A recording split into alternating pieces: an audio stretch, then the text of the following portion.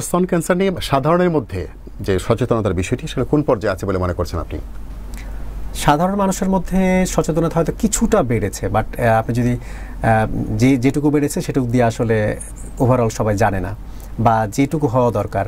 মানে আমি সাদা চোখে আমি একজন হেলথ বিষয়ে একটা রিপোর্ট করতে গিয়ে যেটুকু জেনেছিলাম যে ব্রেস্ট ক্যান্সারটা এরকম টাইপের যে তার শরীরে কোনো ধরনের অস্বাভাবিকতা লক্ষ্য করছে কিনা, কোনো গোটা দেখছে কিনা, বগল কিংবা শরীরে কোনো অংশে কোনো চাকা দেখছে কিনা, কিংবা তার ব্রেস্টের কালারটা চেঞ্জ হয়ে যাচ্ছে কিনা, কিংবা কোনো জায়গায় ব্যথা অনুভব করছে কিনা, এগুলো হচ্ছে প্রাথমিক একেবারে তার উপসর্গ।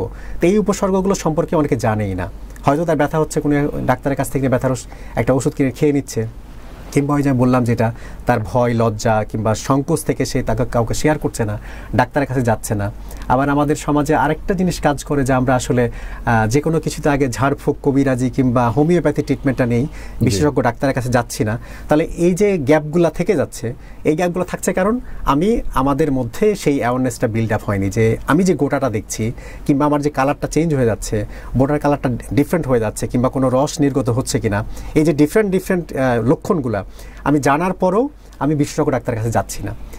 এই যে মাঝখানে সময়টা নিয়ে নিচ্ছি ঝাড়ফুঁক করে কবিরাজির কাছে গিয়ে কিংবা হোমিওপ্যাথির দীর্ঘমেয়াদী ট্রিটমেন্ট নিতে গিয়ে, এই 3-4 মাস বা 5 মাস 6 মাসে গিয়ে দেখা যাবে ক্যান্সারের প্রাথমিক যে স্টেজটা ছিল সেই স্টেজটা অনেক বেশি দূরে সরে গেছে।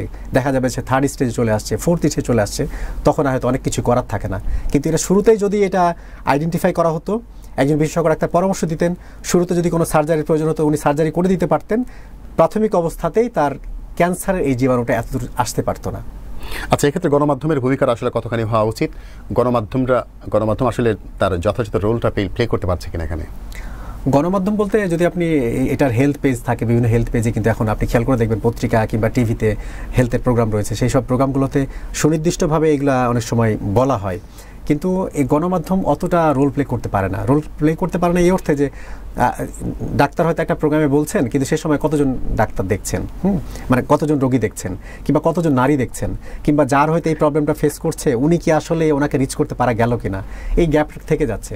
তবে গণমাধ্যম কর্মী হিসেবে এটুকু বলবো যে এই পেজগুলোতে যেই সব বিষয়গুলো নিয়ে একটু বেশি জটিল, কিংবা যেগুলো মেয়েদেরকে ভোগাচ্ছে, মানে আমি একটু যোগ করতে চাই যে নারীদের সবচেয়ে স্পর্শকাতর অঙ্গ হচ্ছে যেই দুটি, সেই দুটিতে যেই অসুখ দুটো বাঁধে, একটি হচ্ছে ব্রেস্ট ক্যান্সার আর একটা হচ্ছে জরায়ু ক্যান্সার। তাহলে এই যে দুটি ক্যান্সার, এবং হিউজ পরিমাণ মানুষ কিন্তু মারা যাচ্ছে, হিউজ পরিমাণ নারী বা মায়েরা মারা যাচ্ছে, আক্রান্ত হচ্ছে। তাহলে এরকম একটা সেন্সিটিভ জায়গায় এই আক্রান্তটা যদি শুরুতেই তাদেরকে একটু ধারণা দেওয়া যেত, কিংবা এই রিলেটেড যে টিকাগুলো রয়েছে সেই টিকাগুলো ঠিকঠাক মতো নেওয়া যেত, তাহলে আমার বিশ্বাস যে এই অ্যাওয়ারনেসের জায়গাটা তৈরি হলে এতটা এই পর্যায়ে আসতে পারতো না।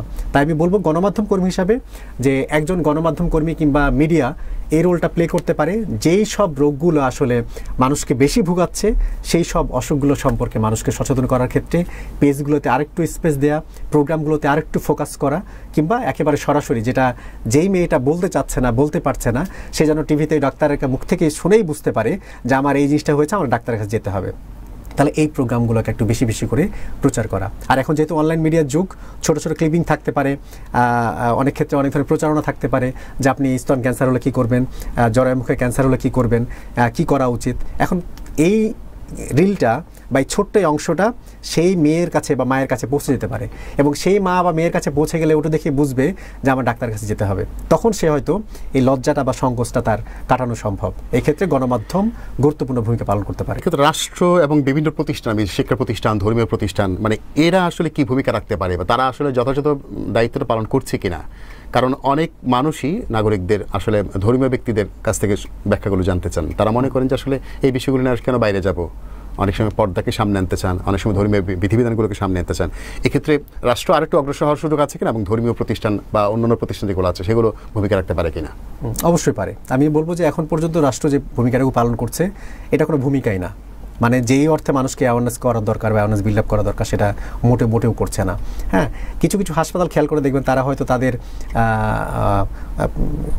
সামাজিক দায়বদ্ধতার অংশ হিসাবে কিছু কিছু ক্ষেত্রে তাদের এই যে মাসটা অক্টোবর মাস, দেখবেন যে প্রত্যেকটা হাসপাতালে যারা নামি দামি হাসপাতাল সেখানে দেখবেন যে এই স্তন ক্যান্সার নিয়ে তাদের যে সচেতনতামূলক কার্যক্রম করছে, কিংবা ডাক্তারদের কাছে ফ্রিতে চেক আপের ব্যবস্থা রাখছে, তারা নিজ দায়িত্ব হয়তো করছে। কিন্তু রাষ্ট্রের যে কাজটা করা দরকার ছিল সেটা কিন্তু রাষ্ট্র করছে না। কিংবা সরকারি হাসপাতালগুলোতে কেন সব জায়গায় এই ট্রিটমেন্টের ব্যবস্থা থাকবে না?